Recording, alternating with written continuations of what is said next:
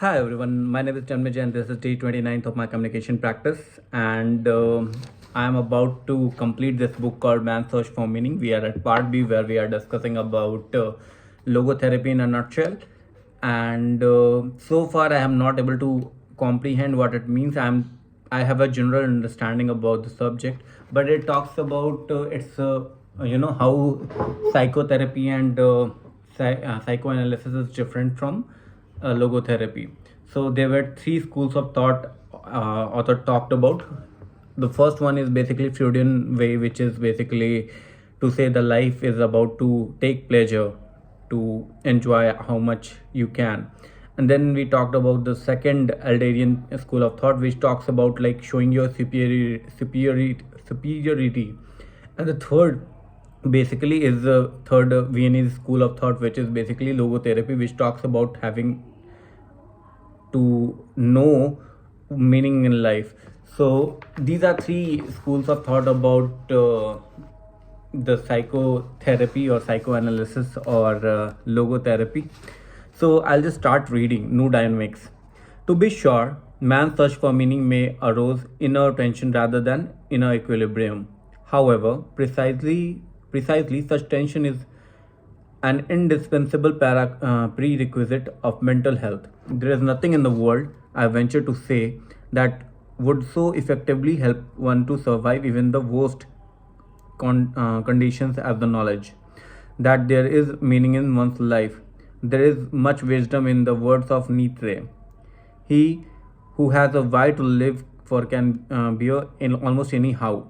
I can see in these words a motto which holds true for any psychotherapy. In the Nazi concentration camp, one could have witnessed that those who knew that there was a task waiting for them to fulfill were most apt to survive.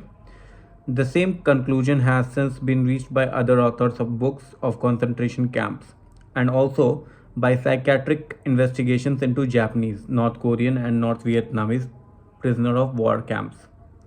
As for myself, when I was taken to the concentration camp of Auschwitz, a manuscript of mine ready for publication was confiscated. Certainly, my deep desire to write this manuscript anew helped me survive the rigors of the camps I was in. For instance, when in a camp in Bavaria, I fell ill with typhus fever. I jotted down on few little scraps of paper many notes intended to enable me to rewrite the manuscript should I live to the liberation day.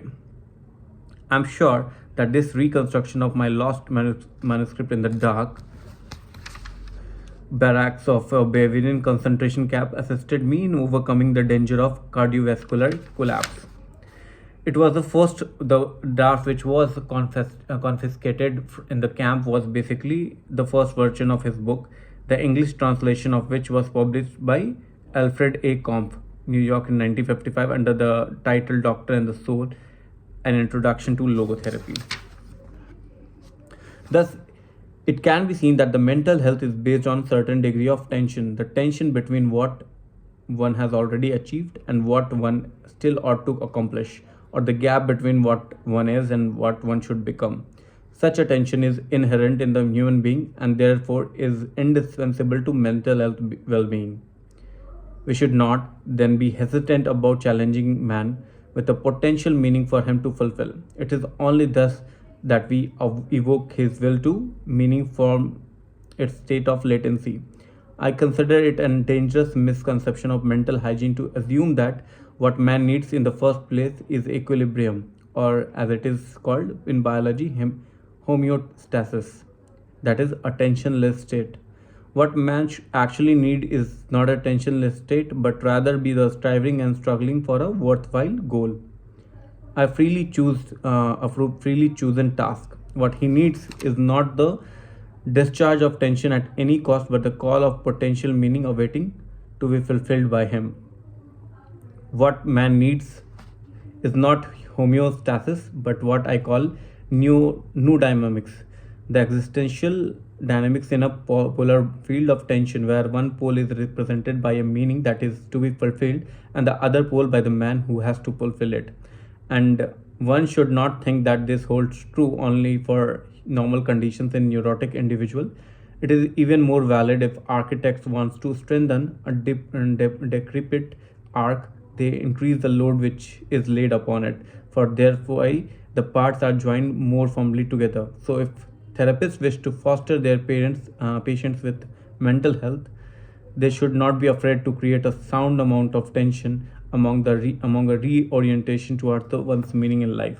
So here, basically, author talks about new dynamics instead of homeostasis. So he said that certain amount of tension is necessary to fulfill something in life. So it should be something like a tension between the pole of a man who has to fulfill a dream, and a dream, basically a goal which he's chosen freely. So that is how new dynamics works. So I think I'll complete this video now. Probably I'll make another video today. So this was day 29th of my communication practice, and I'll see you in the next video. Bye bye.